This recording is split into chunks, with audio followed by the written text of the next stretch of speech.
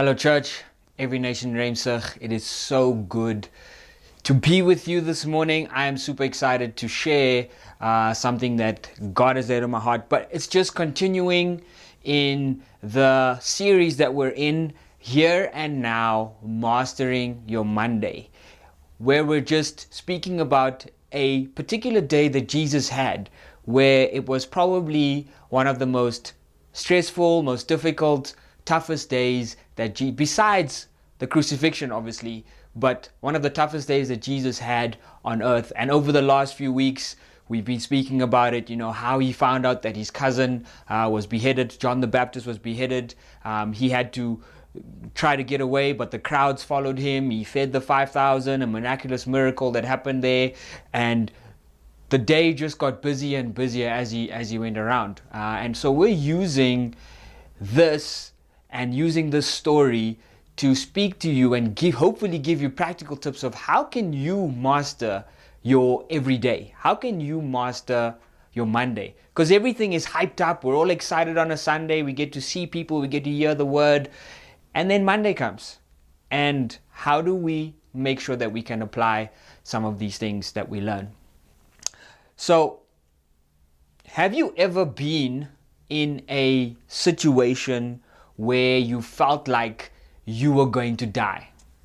Now, I worked on a luxury cruise liner for a while, a few years ago, more than 10 years ago actually, not a few, but about 10 years ago.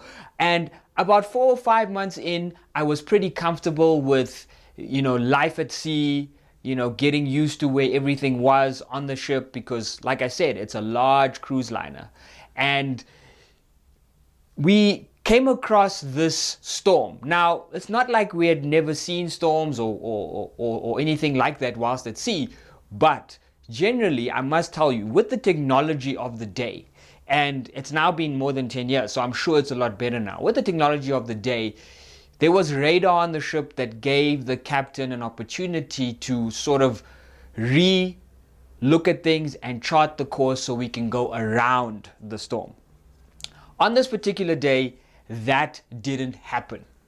We hit it head on. Now, I'd never been in a situation like this before where I was right in the middle of a storm. Now you can imagine, this is a luxury cruise liner, massive, about 3,500 people on board, 15 levels up, yet it's rocking, like really rocking from side to side, to the point where we even had to tie down some things, furniture and chairs, because we didn't want other people to get injured. Now, just a disclaimer, I didn't think we were going to die, but there were people around me that thought that we're going to die. And I was wondering, where's the captain? Surely he should have been aware of this. Is he like somewhere, hanging out with some guests, having a drink, and letting us just struggle in the storm? But it is a day that I'll never forget. Safe to say we navigated out of it within 15 minutes and everything was pretty fine. But have you ever felt as though God is enjoying himself on a yacht, sipping his favorite smoothie, whilst you are clutching for dear life to the deck of this boat as the storm is rocking you? Have you ever questioned God when you wondered why each time you set sail in faith on what he showed you, suddenly the waters of your life turn to angry waves? Now imagine what the disciples must have felt. They were by no means on a luxury yacht or ship. They were on a boat. A wooden boat. A wooden fishing boat. A small wooden fishing boat. You get the drift. This is what the disciples want. And this is where I'm going to pick up the story.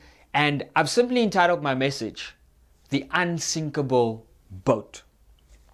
Now, Matthew sort of carefully works out the sequence. In Matthew 14 verse verse 22 to 23, it says this: Immediately Jesus made the disciples get into the boat and go on ahead of him to the other side, while he dismissed the crowd.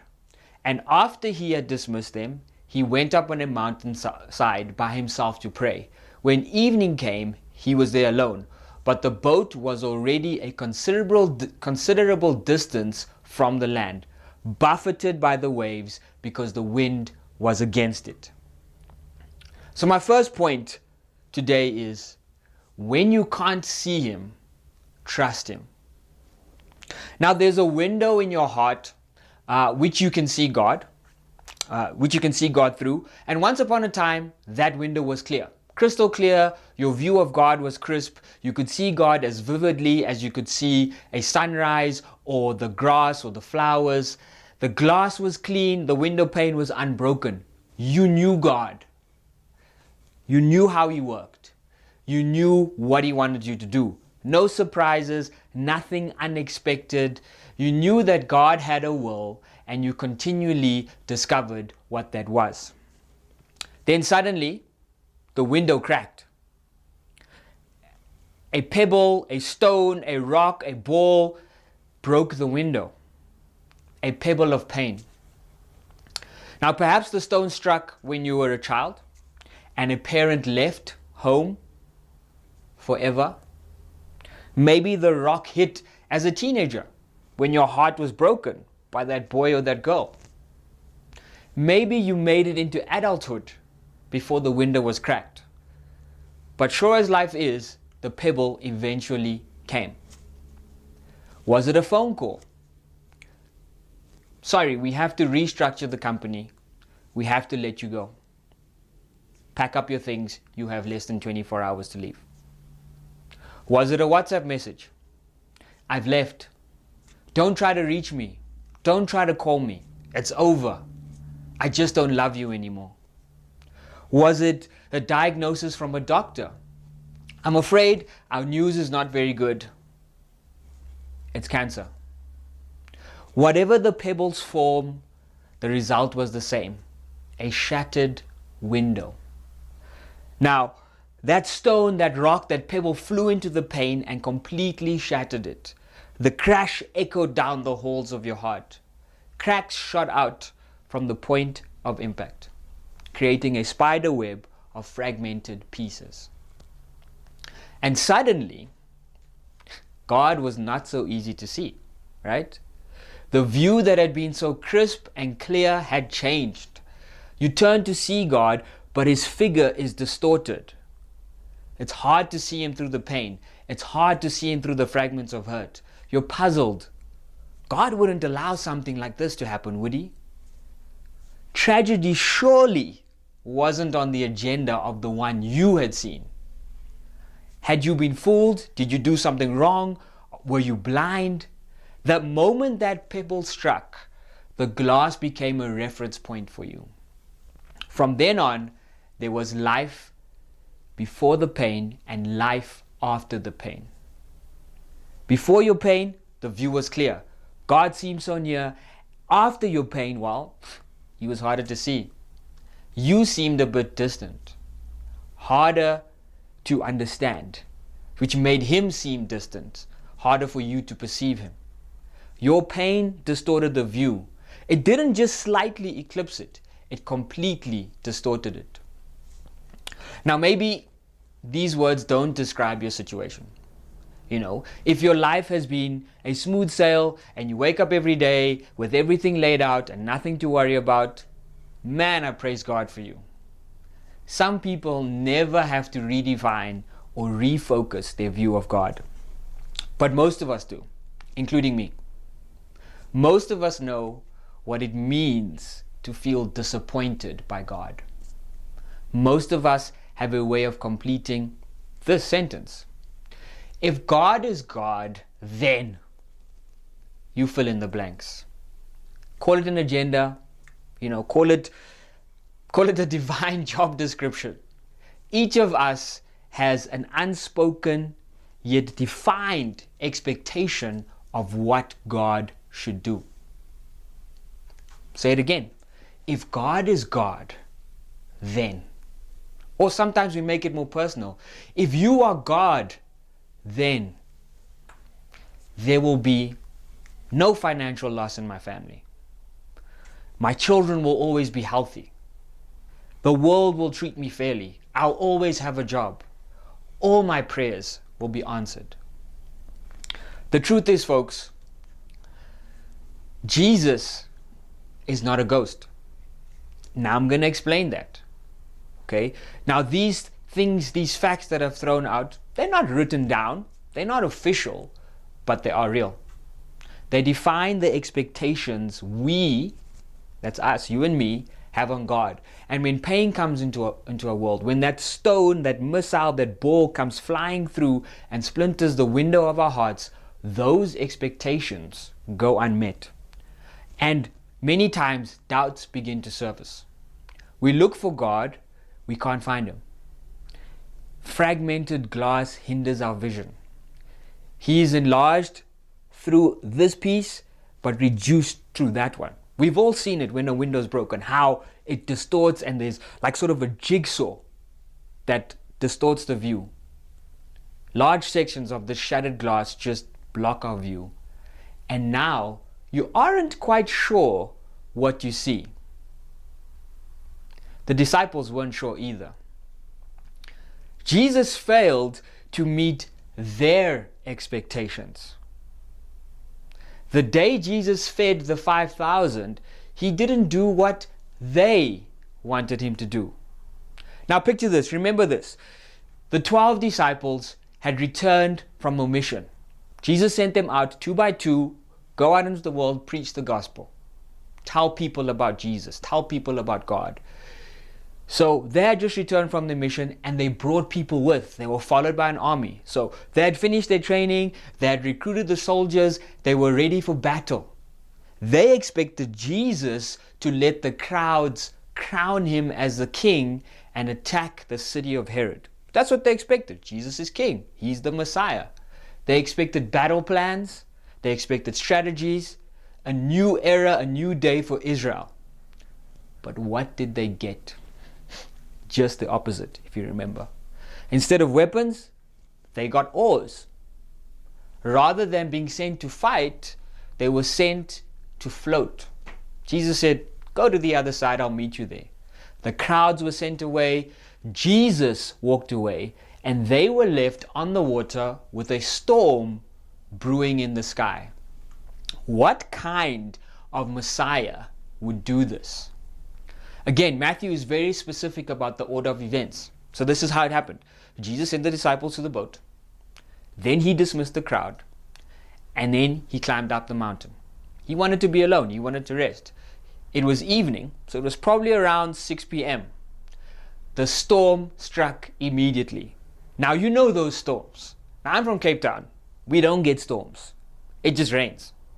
Might rain all day, but it just rains. We know what to expect. But ever since I moved to Gauteng, I realized, you know those thunderstorms that just show up. They just rock up and then it rains and then they're gone.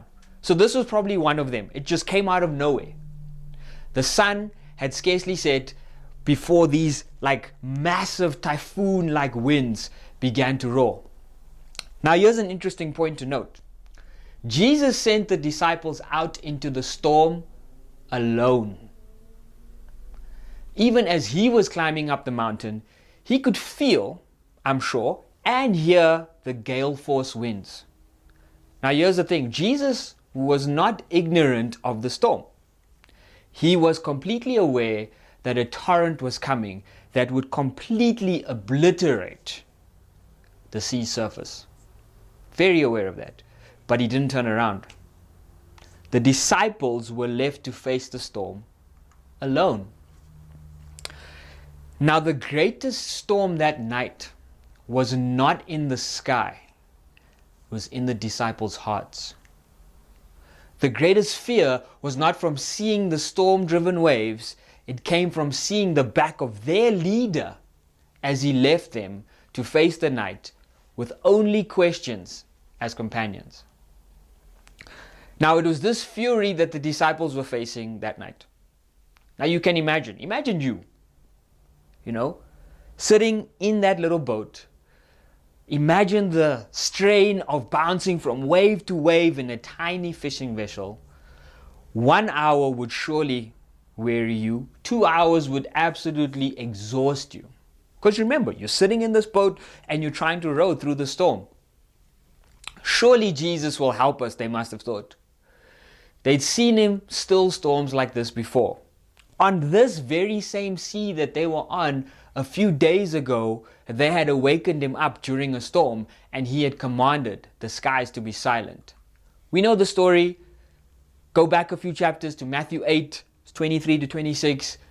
This is what it says. Then he got into the boat and his disciples followed him. Suddenly a furious storm came up on the lake so that the waves swept over the boat. Sound familiar? But Jesus was sleeping. The disciples went and woke him saying, Lord, save us, we're going to drown. What was Jesus' reply? You of little faith, why are you so afraid? Then he got up and rebuked the winds and waves, and it was completely calm. Now, some scholars say that you of little faith. I know sometimes when we read it, I know in the past when I've read it, I've thought it was like a rebuke. But it's not a rebuke. It's more like, little faith, I got this. Relax. That's what it was. That's what it would have sounded like. Nice and calm voice. So the disciples had seen him quiet the wind and soothe the waves. Surely he'll come off the mountain and rescue them. But as the story goes, we all know he doesn't. So their arms begin to ache from the rowing. Still no sign of Jesus. 3 hours, 4 hours. The winds rage. The boat bounces. Still no Jesus. Midnight comes. Their eyes search for God in vain. By now, the disciples have been on the sea for as long as 6 hours. It's a long time. All this time, they've fought the storm and they've sought the Master. And so far, the storm is winning. The Master is nowhere to be found. Where is he? Has he forgotten us? He feeds thousands of strangers and yet leaves us to die. They were probably complaining. They were done. They were tired. Now, the Gospel of Mark adds some compelling insight into the disciples' attitude. So Mark 6 verse 52 says this. They had not understood about the loaves, so their hearts were hardened. Now, what does Mark mean when he says this? Simply, the disciples were mad. They were fuming.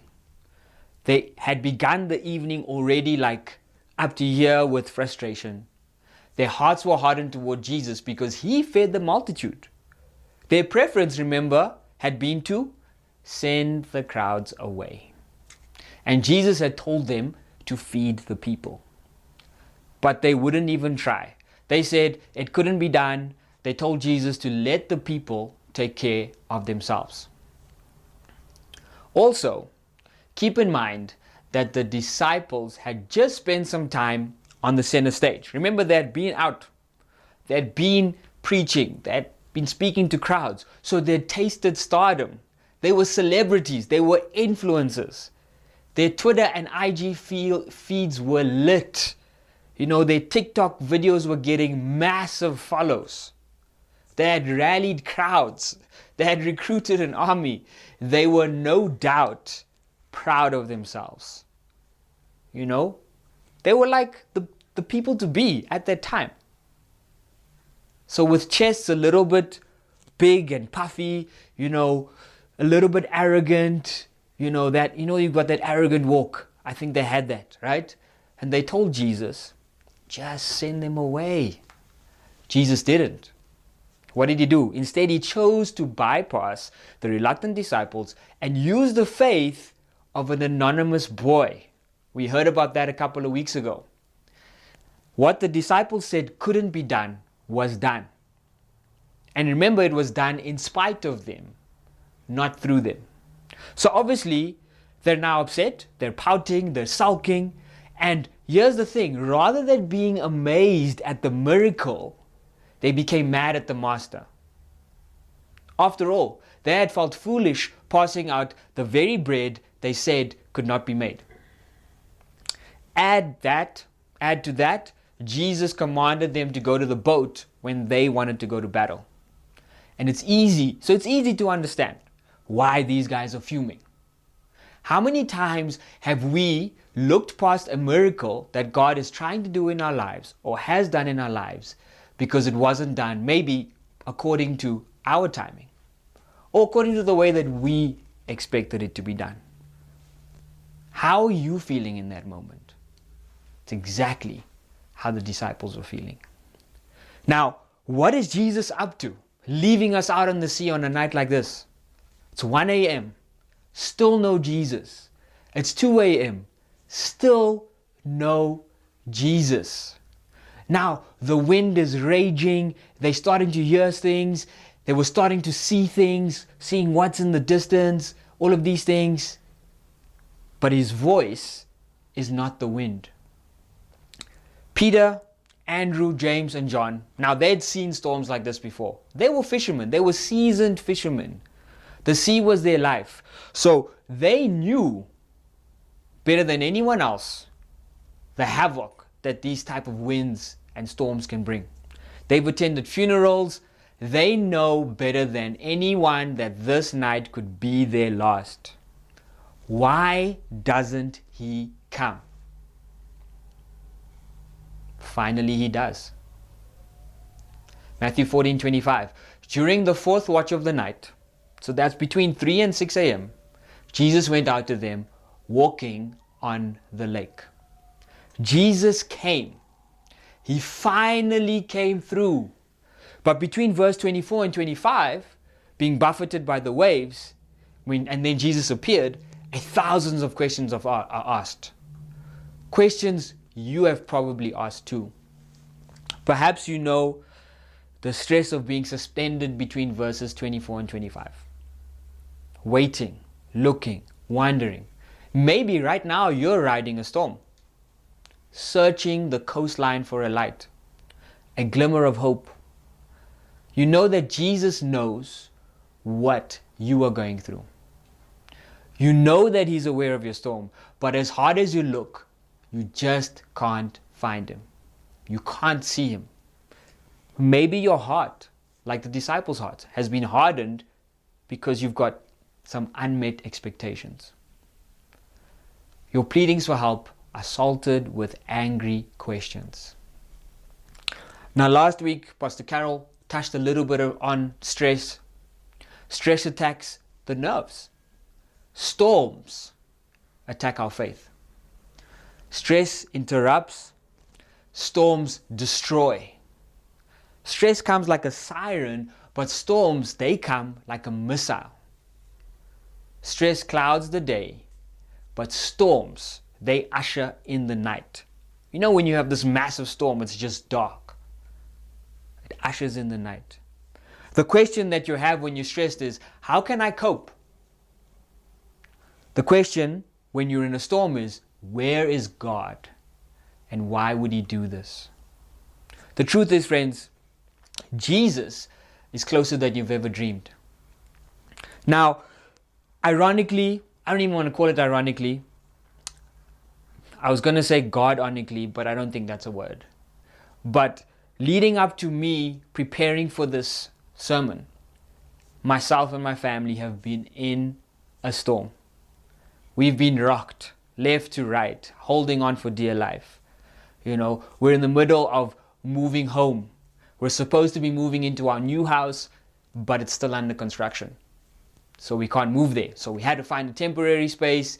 It's just so complicated. In the meantime, we find out my daughter needs to go in for an operation. So that's stress. You know, it's COVID times. You don't know what to expect. Just the frustration of everything happening at once. And there's a lot of times where we've sat there and we've been like, God, you have said it. You have promised that this would happen. Why is it not happening the way that we think it was going to happen? And oftentimes, my wife and I, we sit and we think the only thing we have to do is look up. That's all the disciples had to do, is look up and see that what they were seeing that was blurred wasn't necessarily Jesus. The world throws things at you. And so, as frustrating as this time has been, I've had to sit and regroup and be like, maybe this message that I'm preaching is actually for myself. And this is for you as well. If the pebble of pain has struck the window of your heart, if you've known the horror of looking for God's face and seeing only his back as he ascends up the mountainside. This message is for all of those who know the anxiety of searching for God in a storm. I certainly do. It's difficult. The message behind the message is simple. All the disciples needed to do was look up and remember who Jesus is. He says who he says he is. So you might be wondering, you might be sitting there wondering, what's more to life? Why do I need to be here? God, I know you, but I'm just feeling deflated. Or you might be sitting there and just stressing about life in general, letting life throw things at you. I want you to know that Jesus is who he says he is. And when the storm rages, the one place that you need to look to is you need to look up, and you need to remember how clear your view was of God before the pebbles of pain started to strike your windows. The truth is, when you can't see him, you still need to trust him. And even when you're trying to see through the storm and trying to make things out, understand that some of the things you might see as not Jesus. Some of those ghosts from the past, those things that are speaking into your lives, those things are not Jesus. You're hearing things, the wind and the waves are raging, and you're hearing things coming from everywhere. Just be reminded that his voice is not the wind. And lastly, when you're at your wit's end, when you've been waiting, you've been out on the ocean for 9 hours, you've been struggling, you've been fighting, the stress of the world is pulling you down, your boat seems like it's going to sink, just remember, Jesus is closer than you've ever dreamed. And when he gets into your boat will become unsinkable. So wherever you're at today, you might be studying for your matric, and all of a sudden you realize, oh my goodness, my parents are having issues. How am I going to focus? Or you might be in university, and all of a sudden you don't have funds to pay for your fees anymore, and there's just so much pressure on you. Or you might even be a graduate, you're out of university and you're working and things are going well, and all of a sudden you get this call that we don't need you anymore. Or you might even be having the time of your life. God has been so good to you. Everything seems to be going well, but all of a sudden you just feel like, I don't want to be here anymore. And this message is for you. Just a reminder that throughout the storms, throughout everything that's happening in your life, your boat is shaking, the ship is rocking, the course that you thought was going to be laid out for you to miss those storms suddenly feels a little bit shaky. Remember that through the storm, Jesus is who he says he is. Father, I thank you for each and everybody that is watching this message, everybody that is hearing the sound of my voice, wherever they may be, whatever time of day it may be, whether they're watching it live or going to watch it later on. Father, I pray for their hearts right now. I pray for their souls, those souls that have been shattered by pebbles of pain. I pray that even as they are struggling in a storm, where their boat is rocking, Father, I pray that you would reveal to them who you are. I pray that you would take them bring back to remembrance the fact that you are Jesus and you are who you say you are. So Father, thank you for your love, thank you for your grace, thank you for your mercy, and thank you that you will always come through when we need you the most. And thank you that even though you are urgent, you are never rushed. And I pray that we would start to understand your ways and go back to understanding who you are by spending more time with you and learning your ways once again. Remind us that you are closer than we've ever dreamed. In Jesus' name, amen.